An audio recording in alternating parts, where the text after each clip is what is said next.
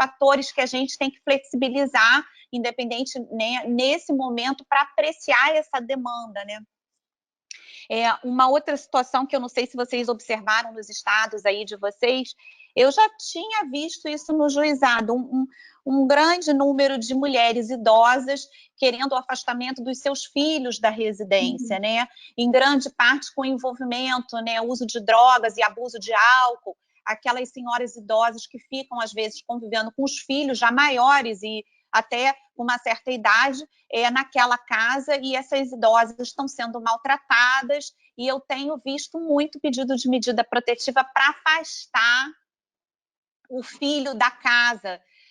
Então, são situações que a gente tem que olhar com calma. Aí a gente vai perguntar, mas isso é gênero? A violência foi baseada no gênero? Ou a violência foi contra a pessoa idosa? Há dificuldade de você, naquele momento, com uma medida protetiva na mão, saber se é questão de gênero ou não. Eu acho que é uma questão, até pelo poder geral de cautela, você tomar uma decisão e depois encaminhar para um estudo mais aprofundado para saber se é questão de gênero, porque nesse momento você tem que ver a questão de risco que essa senhora pode estar correndo, né? É do grupo de risco, imagina que a gente está com aquela situação da pandemia, que as pessoas acima de 60 anos fazem parte do grupo de risco, tem uma situação de violência doméstica, ninguém pode negar que é violência doméstica, e fica essa dúvida. Então, assim, pelo menos eu tenho decidido assim, eu tenho deferido a medida protetiva, tá? E encaminhado para a equipe técnica fazer um estudo mais aprofundado, até porque por telefone as minhas profissionais da equipe têm dito, doutora, não dá para eu não ter telefonema sem um estudo mais aprofundado, eu descartar completamente que essa violência foi baseada no gênero, até porque eu preciso fazer um estudo com ele também, um estudo com ela, saber histórico, e eu só sei o seguinte, hoje, pelo telefonema, essa senhora está em risco. Então, diante dessa constatação pela equipe de que eu tenho uma senhora idosa em risco de sofrer até uma violência mais grave ou até um feminicídio, eu tenho preferido conceder essa medida protetiva, tá? Sem prejuízo dessa situação ser reavaliada, inclusive a questão da competência, após um estudo aprofundado pela equipe multidisciplinar do juizado. Assim, eu tenho decidido nas questões que eu tenho visto de idosos. Adriana, eu já vi que a Jaqueline levantou a mão, e a Luciana. Então, vamos fazer o seguinte, eu dou a palavra à Jaque, a Lu, e aí você fala, pode ser? Pode ser. Jaque tinha levantado. Adriana, um fator também que aumenta o risco dessas mulheres idosas, que eu tenho tido muitos pedidos também com relação a isso, é o fato de que esses filhos, geralmente, que são usuários ou alcoolistas, eles não respeitam nenhuma norma de segurança com relação à propagação desse vírus. Então, eles voltam para casa e elas correm o risco de se contaminar. Então, é um fator de risco que soma ainda aos outros que já existem e que eu acho que é importante considerar nesse momento como uma situação de urgência e mais tarde, se for o caso, então, encaminhar para um estudo e para a vara do idoso, ou caso não seja uma violência de gênero, né? Essa é a minha percepção. Excelente, boa percepção também. Agora a Lu quer falar, depois a Magélia. Ótimo. Aqui só pegando um gancho da Magélia, para fortalecer também, em relação à competência, o enunciado 33 do Conavide, ele deixa muito claro que o juiz que recebeu o requerimento de protetiva ou de cautelar, ele deve apreciá-las e deferi-las com precedência aos juízes sobre sua competência, que poderá, né, ratificar ou não deferimento após distribuir e receber. Ou seja, temos que analisar as protetivas, independente de nossa competência territorial, e assim as cautelares, para depois distribuir para o local devidamente competente, né? E aqui, também pegando um gancho da Adriana, acerca da protetiva, nessa questão de quando a gente não sabe ainda se é uma questão de gênero ou não, que eu lembro que o princípio que a gente deve observar, quais são os requisitos para deferir uma protetiva? A gente não usa os mesmos requisitos de uma cautelar, não é o fundo iuris, não é o periculum in mora. Medida protetiva, a gente usa o princípio da precaução. Este é o princípio que a gente deve utilizar. E também com base na palavra da vítima, verossimilhança da palavra da vítima nesse momento.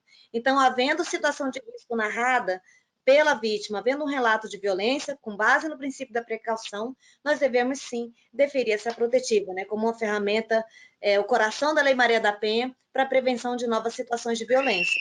Em relação ao prazo, também é interessante, pegando o gancho da Jaqueline, em relação à prorrogação dos prazos de protetiva. O Núcleo Judiciário aqui da Mulher, do Distrito Federal, né, respeitando a independência de cada magistrado e seu posicionamento, alguns magistrados deferem medida protetiva com prazo determinado, outros magistrados deferem medida protetiva sem prefixação de prazo. Nós somos 20 juizados de violência doméstica aqui no Distrito Federal. Mas o que o Núcleo Judiciário da Mulher conversando com os colegas, né, e trazendo esse norte, que independente dessa posição jurídica, se é prazo prefixado de 120 dias, de 180 dias, se é prazo indeterminado até a extinção da punibilidade da pena, ou prazo indeterminado se for medida autônoma, que quem fixar prazo, que pense no momento que estamos vivenciando, na dificuldade de acionamento de novos pedidos de protetiva, na dificuldade de registro de um novo fato-crime, ou seja, que para fixar o prazo pré-determinado, para aqueles que assim pensam, que se observem as medidas de restrição. Enquanto nós temos portarias, por exemplo, aqui no TJDF, que até 30 de abril não temos os serviços presenciais e que os serviços estão sendo mantidos por telefone, né, por outros canais virtuais, que é importante que esse prazo da vigência da protetiva, para aqueles que adotam essa posição, eu uso indeterminado, mas para quem adota o determinado, que vejam o momento que estamos vivendo para também influenciar, assim como vejam os fatores de risco que a gente está tendo, especialmente aumentados agora, que é o isolamento social, né, que a mulher perdeu esse contato com a rede de proteção horizontal dela, com outras mulheres, o aumento de álcool em casa, as dificuldades econômicas. Isso tudo seja analisado juntamente com os demais fatores de risco presentes no caso concreto para subsidiar a decisão da protetiva e cautelar mais adequada. Nadiele? Bem, não, a respeito do que tu falaste, então, Adriana, quando a gente acaba tendo dúvida, né, se há uma questão de gênero, uma motivação de gênero nesses casos de violência praticada pelos filhos em relação à mãe idosa, né, também eu quero chamar a atenção que o próprio Estatuto do Idoso, ele também prevê medidas de proteção em favor dos idosos e são medidas até análogas às medidas protetivas que são concedidas com base na Lei Maria da Penha. Então, de qualquer forma, nós não, mesmo que nós, através da Lei Maria da Penha, né, que a gente, então, aplique medidas protetivas para essa mulher, nós não estaríamos fazendo nada diferente se esse pedido estivesse numa outra vara de competência para analisar a questão do idoso específica, né? Então, o que importa nesse momento, de fato, é nós pensarmos, então, naquela mulher idosa que está sofrendo uma violação, que está vivendo uma relação, muitas vezes, não só com os filhos, mas também com os companheiros, né?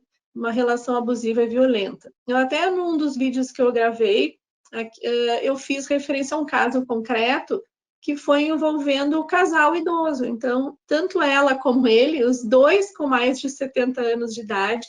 Então, veja a dificuldade da gente se colocar no momento de decidir, porque o pedido era de afastamento do lar. Então, os dois com mais de 70 anos de idade, né, com doenças pré-existentes, então, fatores de risco nos dois.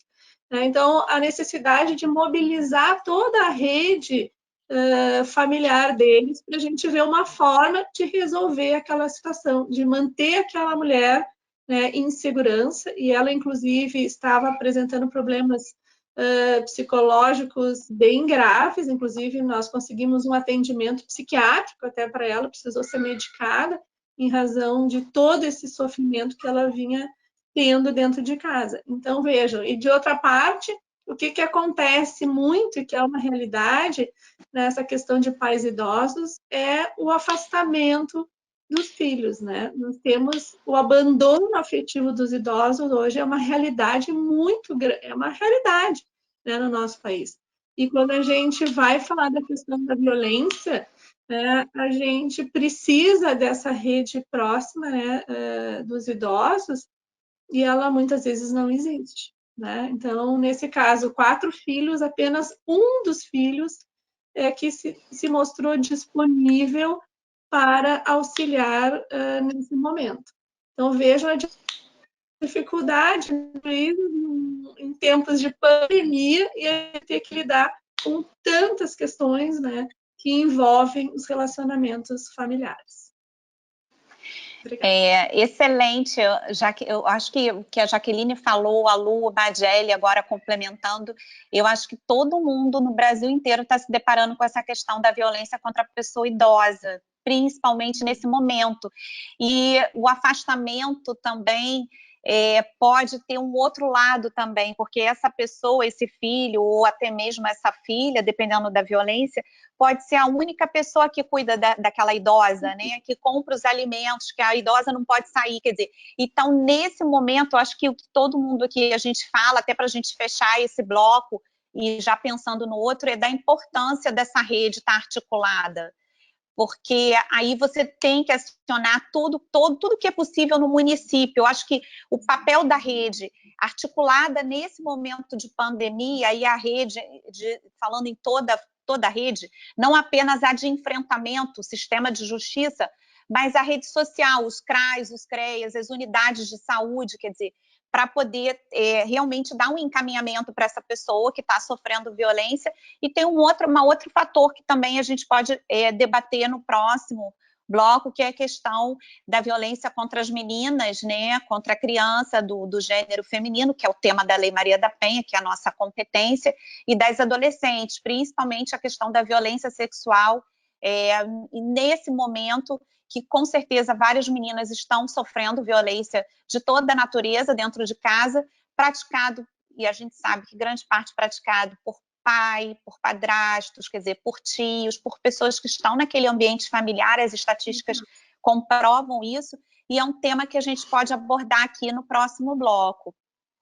Eu acho que por hoje, por esse bloco, eu agradeço muito a oportunidade de estar aqui discutindo esses temas tão relevantes, porque a gente acabou falando das medidas protetivas, da autonomia, da sensibilidade e do julgamento com perspectiva de gênero, que é importante que a gente tenha nesse momento de pandemia. A gente já tem que ter normalmente numa vara especializada, numa vara que julga esses casos, mas mais ainda agora, tendo esse olhar diferenciado e para as mulheres, meninas, mulheres aí de todas as idades, incluindo as idosas, que sofrem com a violência doméstica e familiar contra a mulher.